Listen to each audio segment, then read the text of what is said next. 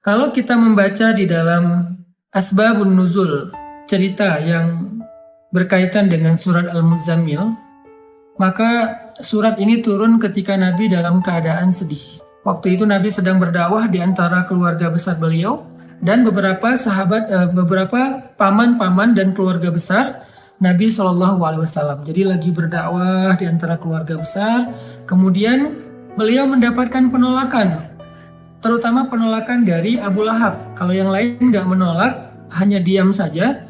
Kalau Abu Lahab menolak dengan kasar, menolak dengan marah, menolak dengan menghina, mencela, sampai ngata-ngatain Nabi, engkau itu anak yatim, kamu harus tahu diri, kamu itu siapa yang selama ini membesarkan kamu, kami adalah paman-paman kamu, seandainya kamu mau mengajarkan kami lebih tahu daripada kamu, karena kami lebih tua, kami lebih banyak pengalaman, kami. Abu Lahab menolak dakwah Nabi dengan sombong. Sehingga kalimat-kalimat Abu Lahab ini membuat Nabi merasa sedih. Setelah Nabi berdakwah kepada keluarganya, Nabi juga berdakwah kepada tetangganya, kepada beberapa orang yang beliau kenal, kemudian kepada masyarakatnya yang ada di kota Mekah, dan sebagian besar dari mereka itu menolak Nabi. Bahkan tidak sedikit dari mereka yang menolak Nabi dengan cara-cara yang menyakiti perasaan Nabi. Karena Nabi juga manusia biasa, beliau seorang yang pemaaf, beliau seorang yang lapang dada, tetapi beliau juga punya perasaan. Bukan berarti beliau plain, lempeng, nggak punya rasa gitu. Bukan, beliau juga seorang yang sangat halus perasaannya, walaupun sangat pemaaf. Halus perasaannya walaupun sangat lapang dada. Sehingga kalimat-kalimat yang beliau dengar dari pemuka Quraisy yang durhaka itu menyakiti perasaan Nabi, membuat Nabi sedih. Dan yang lebih lagi menyakiti perasaan Nabi itu bukan karena dikata-katain, tapi karena justru Nabi kasihan sama mereka. Bisa ngebayangin gimana nasib mereka nanti di akhirat jika mereka menolak dakwah Nabi SAW. Sehingga dalam keadaan yang seharian Nabi lelah berdakwah, keliling ke sana kemari ditolak, ketuk pintu rumah nggak dibukain, datang ke sebuah tempat yang kerumunan orang diusir, Nabi diperlakukan seperti orang yang hina, seperti orang gila, semua menjauh dari Nabi. Sehingga Nabi pulang ke rumah di malam hari setelah seharian capek, dalam keadaan berkeringat, dalam keadaan kotor karena dilempari. Nabi pulang ke rumah. Untungnya Nabi memiliki seorang istri yang sangat pengertian, sangat bijak, solehah, yaitu Sayyidah Khadijah. Nabi pulang ke rumah. Dibukain pintu rumahnya oleh Sayyidah Khadijah, dan Khadijah paham betul keadaan Nabi, sehingga ketika Nabi sampai di rumah, Khadijah mempersiapkan kebutuhan Nabi, makan malamnya, kemudian Nabi mandi dulu biar seger. Setelah mandi Nabi makan, kemudian setelah itu Nabi bercerita kepada Khadijah, Khadijah hari ini aku keliling tetapi diusir, Khadijah begini, Khadijah begitu. Nabi curhat kepada Khadijah. Khadijah itu tahu betul keluh kesah Nabi dalam perjalanan, dalam perjuangan dakwah yang luar biasa. Khadijah tahu betul perjuangan yang gak mudah. Dan Khadijah mencoba untuk menghibur Nabi semampu Khadijah. Jangan sedih, wahai kekasih Allah, sesungguhnya Allah gak akan mengecewakan engkau.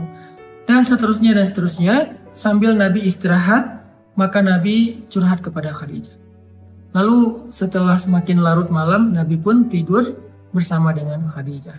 Dalam keadaan masih ada rasa yang berat di hati beliau. Kalau Nabi capek secara fisik, maka Nabi bisa istirahat dengan makan, mandi, kemudian tidur. Itu cara istirahat dari lelah fisik. Tetapi ternyata Nabi waktu itu bukan hanya lelah fisiknya, yang lebih berat lagi adalah Nabi lelah batinnya. Ini buat kita semuanya, semua kita pasti merasakan lelah batin. Kalau lelah fisik, kita tahu obatnya. Ketika kita lelah secara fisik, kita bisa istirahat dengan duduk, kita bisa istirahat dengan goler-goler, berbaring, kita bisa istirahat dengan tidur lelap, kita bisa istirahat dengan santai-santai, kita bisa istirahat dengan makan dan minum, ngopi, ngeteh, minum jus, makan buah. Kita bisa istirahat dengan nonton, kita bisa istirahat dengan bercanda dengan anak-anak, dengan keluarga. Itu adalah cara kita melepaskan lelah fisik, merecovery lelah fisik. Sakit Fisik juga demikian, recovery-nya kita bisa dengan bed rest, kita bisa dengan minum obat, kita bisa dengan terapi. Itu adalah cara kita recovery sakit fisik, lelah fisik. Tapi bagaimana kalau kita sedang lelah batin, sakit batinnya, perasaannya yang sakit, hatinya yang sakit, pikirannya yang sakit, jiwanya yang sakit, dalam tanda petik. Gimana cara kita merecovery semua itu? Gimana cara kita ngobatin batin kita yang sedang terganggu? Gimana cara kita ngobatin hati kita yang terluka? Gimana cara kita ngobatin perasaan kita yang tergores? Ternyata bukan dengan entertain. Cara ngobatin jiwa kita, cara ngobatin hati kita adalah dengan zikrullah, mengingat Allah. Kenapa bisa kayak gitu, Ustadz? Karena jiwa kita itu, roh kita itu asalnya dari langit.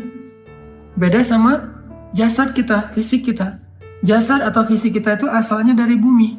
Sehingga ketika dia sakit, maka obat-obatnya ada di bumi. Tapi kalau roh kita, jiwa kita itu ditiupkan oleh Allah asalnya dari langit. Sehingga kalau dia ngerasa sakit, terganggu, maka obatnya ada di langit. Apa obat yang ada di langit? Zikrullah, mengingat Allah. Banyak orang yang salah paham tentang ini. Dia sebetulnya nggak lelah fisik. Kalaupun lelah fisik, nggak terlalu lah. Yang lebih lelah itu sebetulnya jiwa dia. Yang lebih lelah itu sebetulnya hati dia. Yang lebih lelah itu sebetulnya pikiran dia. Yang lebih lelah itu sebetulnya perasaan dia.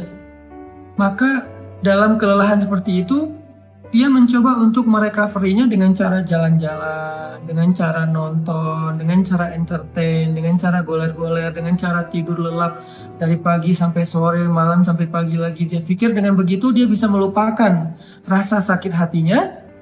Ternyata setelah dia melakukan itu, lelahnya nggak hilang.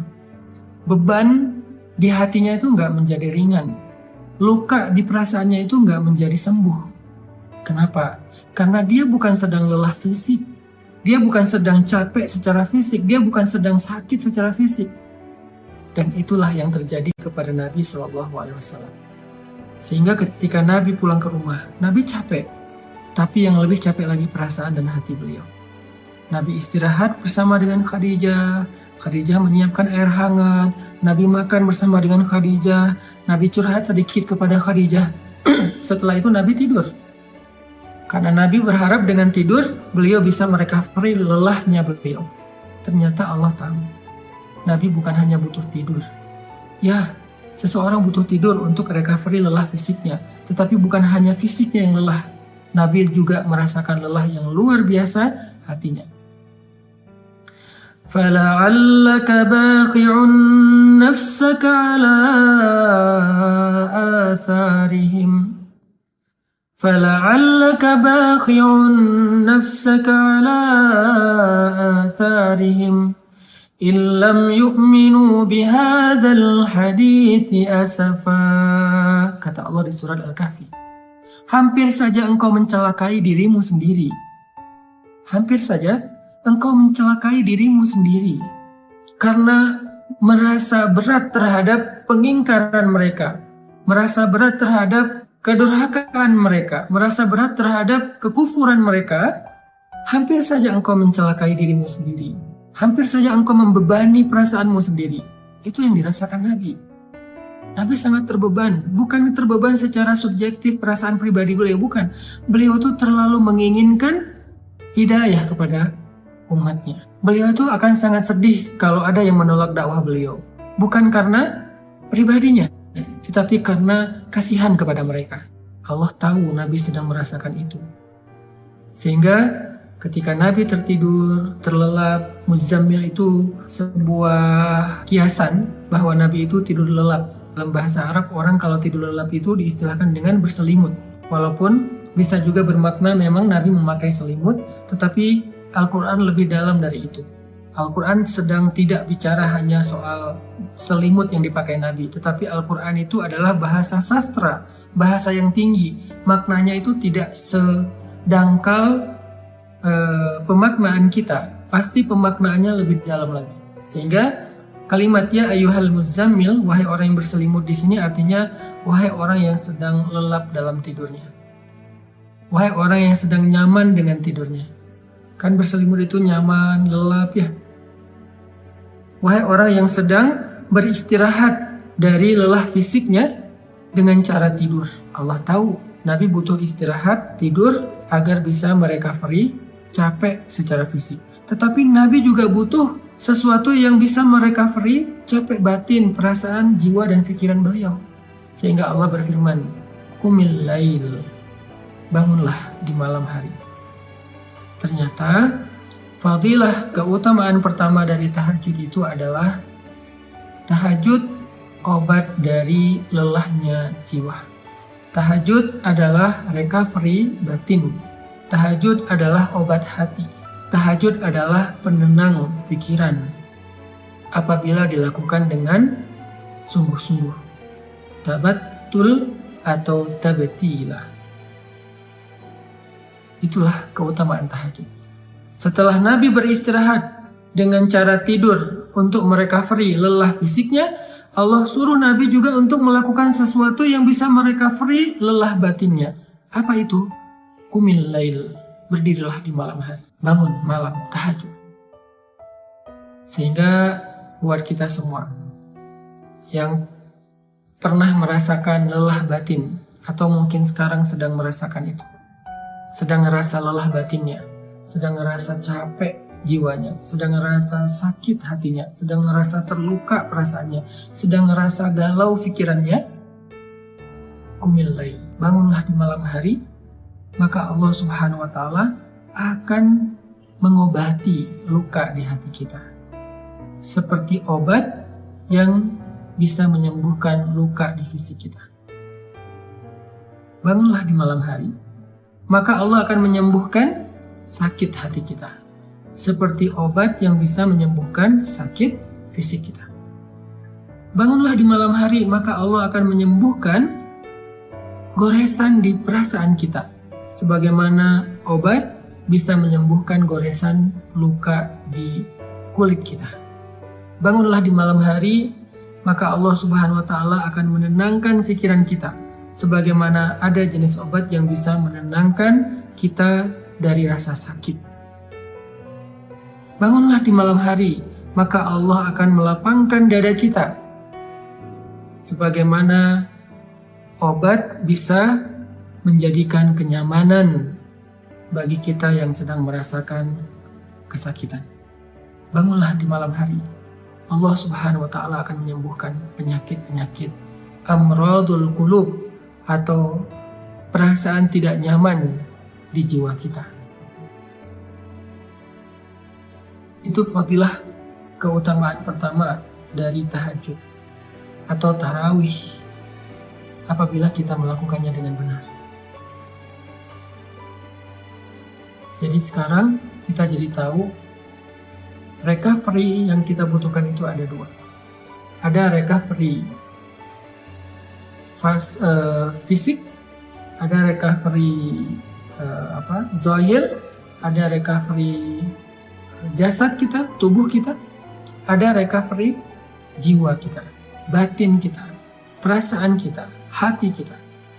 Recovery fisik dengan istirahat, dengan tidur, dengan makan, dengan ngopi, dengan ngeteh, dengan makan buah, dengan minum jus, dengan entertain, dengan nonton, dengan jalan-jalan, dengan bersenda gurau dengan keluarga. Itu adalah recovery fisik. Sedangkan recovery batin, jiwa, perasaan, dan pikiran kita, hati kita, dengan zikrullah. Dan zikrullah yang paling baik itu di antara sekian banyak zikrullah adalah qiyamul lail, salat malam. Kenapa? Jawabannya ada di ayat ke-6, inna nasyi'atal lail asyaddu wat'an wa aqwamu qila. Karena malam hari itu lebih menenangkan buat kita dan lebih mudah untuk khusyuk.